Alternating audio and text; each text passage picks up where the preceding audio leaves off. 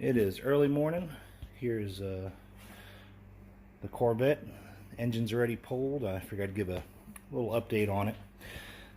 This was it was interesting. It was definitely not fun, but I was able to just barely squeeze it out of there. We've got all our new parts in, so we're going to change that slave cylinder. Here's the LS2 6-liter that was in it. And this actually has a completely locked up crank, and I'm thinking it was caused by them supplying oil to the turbo from where a oil cooler would normally mount to the oil pan. You see they've got that fitting there. And from what I've read, that when you do that, although most people do, you can actually cause a starvation effect to the main bearings, since that's kind of where all the oil flows and all. And it's better to tap in here to supply oil to the turbo.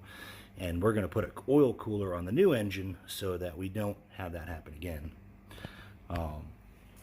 It's unfortunate, but something simple like that was most likely the reason that the main's locked up or whatever happened in there. We got to pull that pan off and see what they look like, but that crank will not turn. One other fun thing is, and I didn't even notice that this was well, I knew this was more of the Gen 4 style, where it's got the the cam sensor on the front here. The one he picked up is actually a Gen 3, which is really not that big of a deal.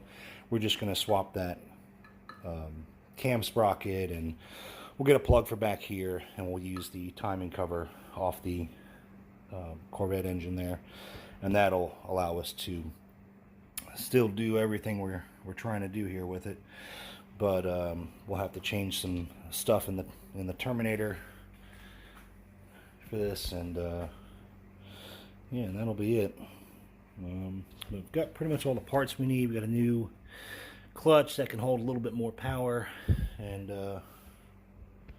yeah, I guess we'll get started here and try and, I don't know if I'll get the engine in today, but I would certainly like to.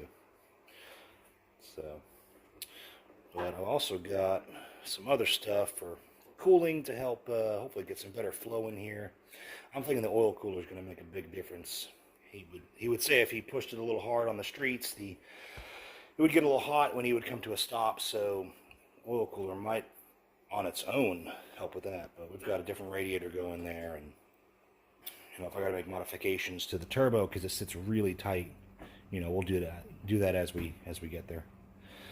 So I guess we'll get started.